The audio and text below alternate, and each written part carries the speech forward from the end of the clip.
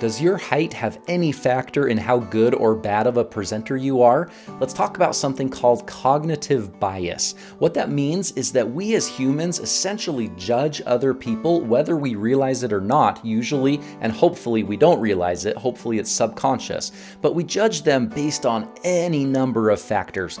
The color of your skin, the color of your hair, your weight, your height, your income, the clothes you wear, everything about a person, we judge that and we perceive it as something that it may or may not be. Unfortunately, with height, those who are taller are perceived with these cognitive biases as being more successful, more trustworthy, more authoritative, more competent and capable, more able to hold leadership positions. There is a strong cultural subconscious bias for how tall a person is or isn't. On the flip side, unfortunately, those who are shorter in stature may be perceived subconsciously as a little bit less credible or trustworthy or authoritative or competent or capable or whatever.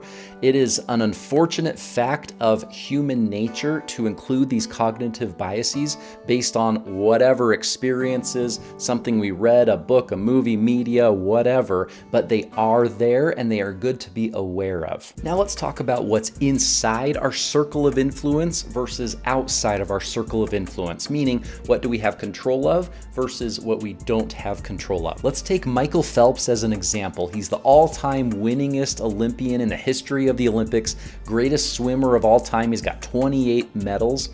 He is 6 feet 4 inches high, so he's very, very tall. But in addition to that, he's got an arm span of someone who is 6'7". So normally our arm spans are as wide as we are tall. So it's the same. But he's got 3 additional inches in his arm span, which helps him even more with swimming. Has Michael Phelps used that to his advantage over the years? Absolutely, as he should. If you are naturally born or gifted with some sort of skill set, some strength, utilize it, build it, practice, get better. As a presenter, if you're just naturally good in front of people and you like speaking in front of people, great. Enhance that, improve upon that. Let me take just a second to call out my amazing sponsor for this video, Lenovo, who sent me this Legion laptop to power everything that I'm doing. All the editing, all the processing, storage, everything is done on this Legion. They are incredible, especially if you're in that business realm and need like a developer laptop or running automations, things like that. They are awesome. Thanks so much, Lenovo. But if you've got some sort of actual weakness, which is in your control that you're working on, or something outside of your control like height, that you might have a perceived limitation, not actually, but again, that cognitive bias, people perceive it as a limitation. What do you do about it? Don't do anything more than just realize that that cognitive bias is there. Just be aware of it, that's it. You don't need to call it out. You don't need to say something like, hey, I'm short, but I know a lot about whatever. Just ignore it entirely and build upon the strengths that you have. What are your core competencies? What makes you shine? What makes you get up in the morning and get excited for the day? What are you passionate about?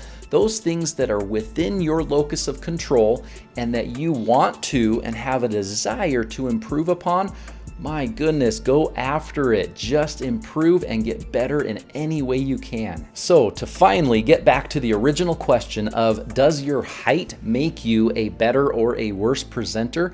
Absolutely not. If you're shorter in stature, you might not have that slight advantage that someone taller would, but think of all of the strengths that you have to offer to your presentation audience, all the information, the stories, the whatever that you're going to convey to them. That's what you should be focusing on, not something that is completely outside of your control, like your height. Take a look here at 30 other presentation tips I've got, and let me know if you disagree or if you have any other thoughts or insights on these cognitive biases. I'll be hitting others like color of your hair, color of your eyes, weight, income, clothing, that type of thing. I know they can be sometimes difficult discussions, but I think they're important to have because they're realities to anyone and everyone out there.